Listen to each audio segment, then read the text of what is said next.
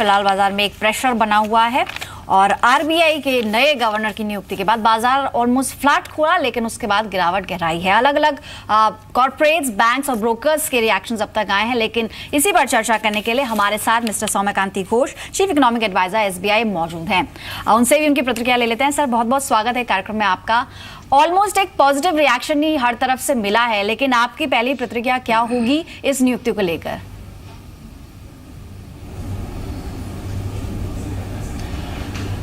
देखिए, ये अच्छा न्यूज़ है क्योंकि जो inflation targeting, the proponents of inflation targeting जो फॉर्मलाइज हुआ था जो कमिटी रिपोर्ट का हिसाब से, he has been made the governor doctor Patel, and I think it's a very welcome move because इससे क्या होगा, पॉलिसी कॉन्टिन्यूटी रहेंगे। और अगर हम ऐसे देखते कि अगर तो दूसरा कोई गवर्नर होता तो उसमें it could have been unfair to the new governor, but from the point of view कि जो proponent है, he is the new governor, it will give continuity in the policy, certainty to the markets, and short term में हो सकता है कि market में कुछ रिएक्शन इधर उधर हो, लेकिन लॉन्ग टर्म में it will be positive for the markets, the industry and the banking fraternity. Sure, Mr. Ghosh, very good afternoon. This is Manoj Dar from Mumbai studio. Do you think so? उनका first challenge क्या होगा? Will it be to manage liquidity और यहाँ से लेकर FCNR bonds का जो outflow सितंबर दिसंबर में देखने मिला है, will this be a challenge for him going forward?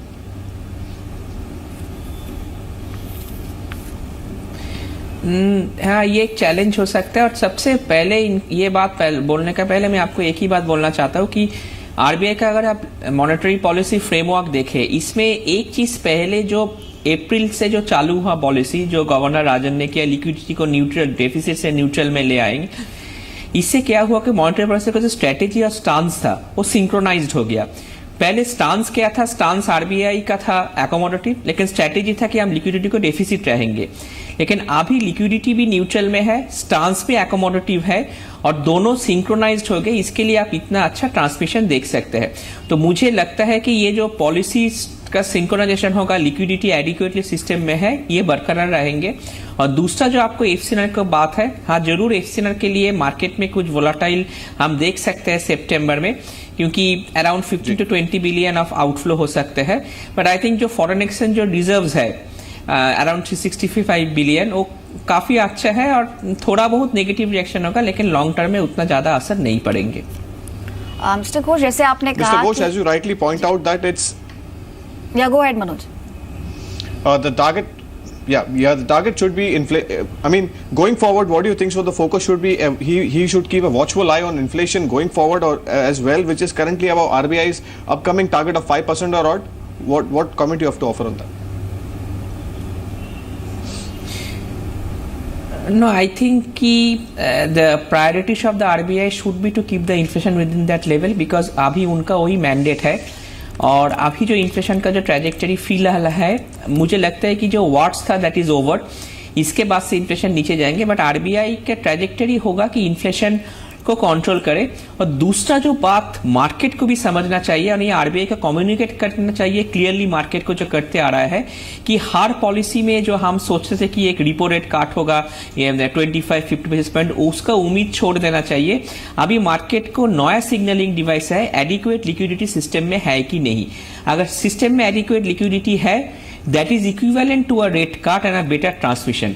तो मुझे लगता है कि आगे चलते मार्केट को एकस्टम करना चाहिए ये नया फेनोमेनन के लिए। मिस्टर घोष, जैसे आपने कहा कि कंटिन्यू रहेगी पॉलिसी मेकिंग में, कंटिन्यूटी बनी रहेगी, क्योंकि समाव एक ही टीम में ये लोग काम कर चुके हैं। आईएमएफ में भी राजन के साथ क्लोजली उर्जित पटेल काम कर चुके हैं। I would like to know from you कि अब यूएस फेड की तरफ से आगे जो भी बयान आएंगे और इंटरेस्ट रेट को लेकर जो भी कदम उठाएगा यूएस फेड, उसका इम्पैक्ट को टैकल करने के लिए मिस्टर उर्जित पटेल जिनकी नियुक्ति हुई और 4 सितंबर से वो बागडोर संभालेंगे आरबीआई की, इज द परफेक्ट पर्सन जिसको इनको इस पद के लिए रखा गया है?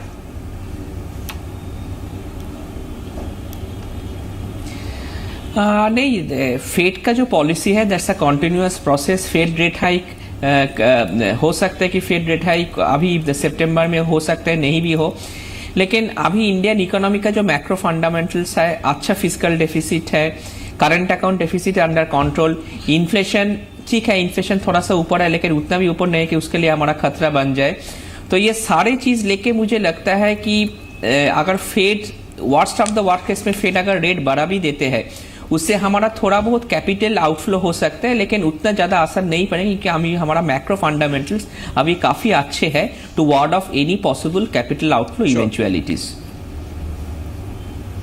श्योर मिस्टर घोष, जैसे आपने कहा कि अपने मैक्रो फंडामेंटल्स काफी अच्छे हैं, गोइंग फॉरवर्ड एनपीए पर आपका क्या राय है? But new governor's appointment NPA कैसे टैकल करेंगे? The current portfolio is overlooked by SS Mundra साहब, एंड एनपीए को रिकॉग्नाइज करना, उसको टैकल करना कितना बड़ा चैलेंज रहेगा गोइंग फॉरवर्ड?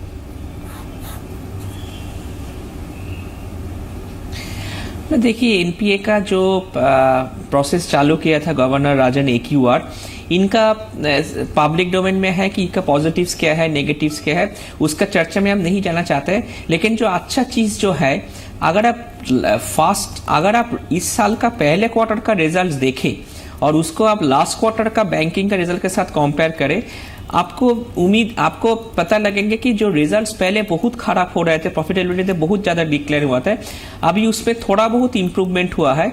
और मुझे लगता है कि एक्यूआर को लॉजिकल कंक्लूजन तक ले जाना चाहिए।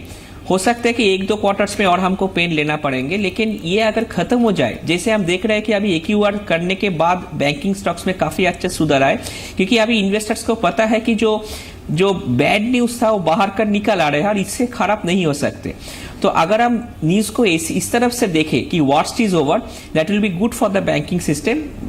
शॉर्ट टर्म में अगेन एक ही बात है कि शॉर्ट टर्म में प्रॉब्लम थोड़ा होगा, लेकिन लॉन्ग टर्म में इकोनॉमी के लिए अच्छा होगा। इनफैक्ट मिस्टर घोष, आपसे जानना चाहेंगे, सुबह इस तरह के बयान आए हैं कि वित्त मंत्रालय बजट को 1 महीना प्रीपोन कर सकते हैं, यानी कि 31 जनवरी का विचार हो रहा है कि बजट को पहले लाया जाए। ऐसा करने के पीछे मकसद क्या हो सकता है? इससे क्या फायदा आपको लगता है होगा?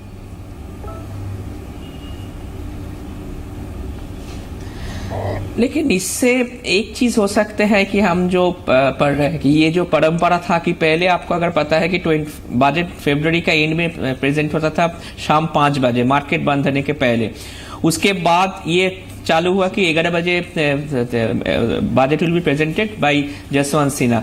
नाउ इससे एक स्टेप चल के हम आगे ये सोच रहे हैं कि हम बजट को 1 महीना आगे ले आए, और ये भी बात चल रही है कि रेलवे बजट को शायद उसके अंदर सबस्यूम कर दे।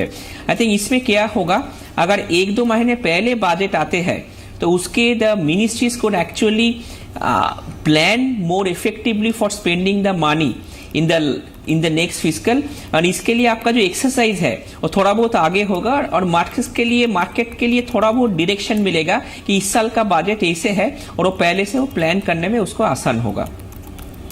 ऑलराइट सर, शुक्रिया कीमती समय देने के लिए और इस पूरी चर्चा का हिस्सा बनने के लिए।